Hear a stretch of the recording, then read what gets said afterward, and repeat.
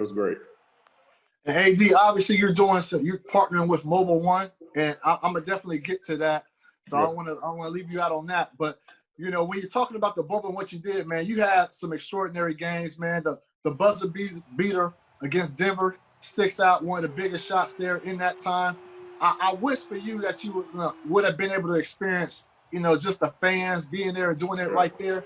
But what has it been like just coming off of that title run, coming outside the bubble, no championship parade, you know, you're not being able to really fully engulf yourself in the celebration. What has that been like for you?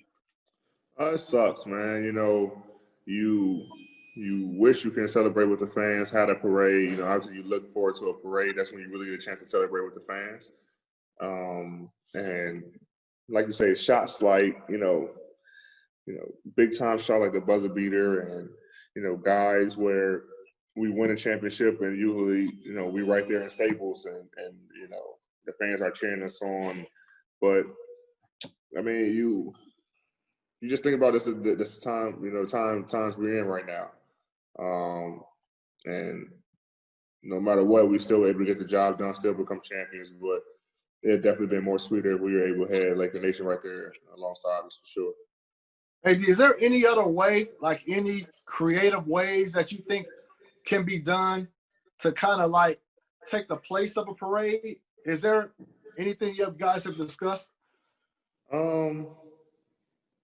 don't know. I mean, there's nothing you can do, especially with the spread of COVID. So I think that's the main thing. Well, that's the only reason, why. So if we can come up with a creative way or something like that to kind of involve the fans where they're outside. I mean, you can't trust everyone to wear a mask, Yeah. and even then, with such a crowd like that, I don't think it was, stop the spread of COVID. So I think, we should come up with a creative way to try to figure out how we can involve the fans and have a parade, sort of thing to do it. But I mean, I guess we'll just have to, just see how it plays out. Especially with the Dodgers winning too, Yeah, no doubt. That's a historic time in LA. So you would like to see if there could be something that could be done before the season starts. For sure. Absolutely. So you getting back, obviously the championship is there, and I was in there 106 days, AD, and I was pulling for you guys to start back in January, and I wouldn't have been mad if it started back in March. So with it just being a quick turnaround, being that it's going to be December 22nd now, and you guys have to report to camp December 1st, was that something you were surprised by, such a quick turnaround? I was surprised. I think a lot of guys were surprised, but we feel like that's kind of what the league already had in place. It was just, it was surprising to us because it's something that was never talked about. Even Adam came out and said it would be very unlikely to start on Christmas, probably something around January. So when the December 1st thing even came out, hit the media, and then they came and talked to us about it, it was just very surprising seeing that, when training camp starts, we'd only had about 6 weeks. It's unfortunate, but hey, got to get back to it. There's nothing we can do about it. Okay, now I want to ask about it's the off season. It's a funny time to be the off season, but it still is the off season for the NBA right now. And last off season, like your name was the biggest name. Like you were the talk. Everything was driven by you. Once you fell off, once your situation fell in place, it was everybody else. So right now, this off season, it's a couple guys out there that people are talking about. You talking about James Harden, Russell Westbrook with Houston. Things are floating around with that. What as a guy now who's a champion, and you've gotten past those days of right. Falling and maybe looking at other alternatives. What do you think about when you hear big names like that? That's primarily on the same team that's looking to go elsewhere. I think those guys just want to win. Like I said, I was in that situation last year, where I wanted to win, and I was able to get the job done, the following year. But when you got two guys like JH and Russ, two guys who made a ton of money, who now looking to win. Like I want to win. And I'm not saying they didn't want to win before, but Russ, been there, 1 year. James been there, 8 years, 6 years, 7 years, something like that. So, and then win. So now he's looking, if it's true, I'm not sure. I haven't talked to any of them or don't know. But if it's true, they're both looking, looking to move forward and try to compete for a championship.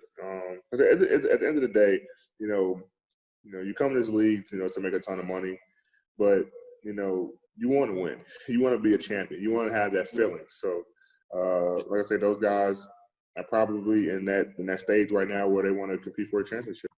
Now, AD, there's always going to be times and periods where guys want to make a move, and that move might not be popular by the fans. Is there any way that players can try to better educate fans on how this works? Showing that it's not personal. It's not like, but at a certain time, a player feel like they need to take care of themselves. Is there a better way that fans can be more educated, or you think it's always going to be that way? I think it's always going to be that way. When I was going through my situation, someone told me it's like breaking up with your girlfriend, man. You've been with your relationship with your girlfriend for a long time, and obviously they're going to be upset. They're going to be upset. It's emotions tied to it, feelings tied to it, and they're going to be upset. And then after a while, they'll get over it and move on. I mean, but I think it's just unfortunate that when the team wants to trade a player, it's always business. It's nothing personal. Yeah. But when the player asks, it can never be business. It's always personal.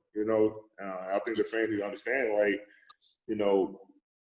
especially if your team isn't winning, and a team isn't doing anything to help that.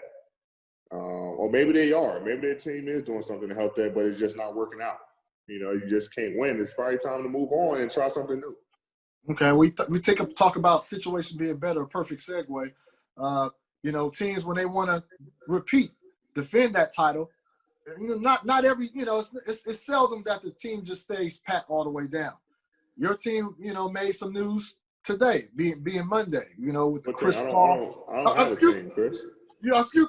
Oh, well, I haven't even got to that yet, AD. I haven't got to that. You getting ahead of me. You getting ahead of me. Sorry. You don't have a team. All right. There's one team that made a move. I'll say that team is the Los Angeles Lakers. They made a move. They acquired one of the baddest six-man out there, one point guard, Dennis Schroeder. Yeah. And they acquired him. What you got to say about that specific team over there? What you think it does for them? It's a great pickup, with Schroeder alongside LeBron, and other guys if they decide to opt in, whatever. But I think it was a good pickup. Like you said, can easily win Sixth Man of the Year any given year. Played great alongside CP and Shea, and I think that he's tough. He shot the ball well this year. He can get in the paint. He can find guys, and he's very, very scrappy. So I think it was a good move, a good pickup for the Los Angeles Lakers.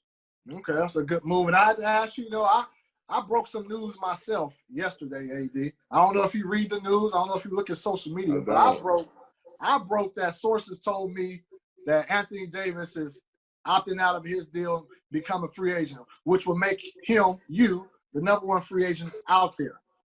What do you have to say about just how this process is going to play out? I pretty much know what you got to say, but I got to ask.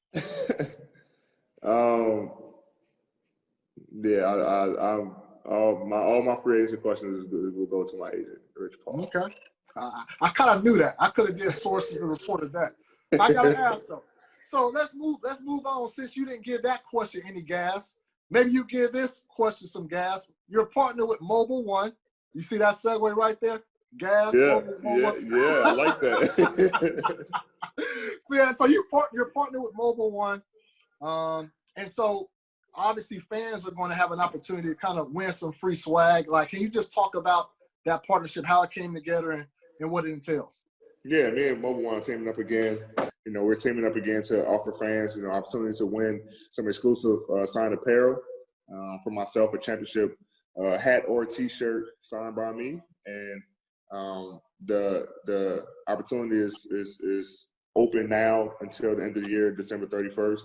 And, they can enter by going to protectyourcourt.com, sign up and have a chance to enter and win a signed championship hat or a T-shirt by me. So it's a great opportunity for fans to kind of get involved.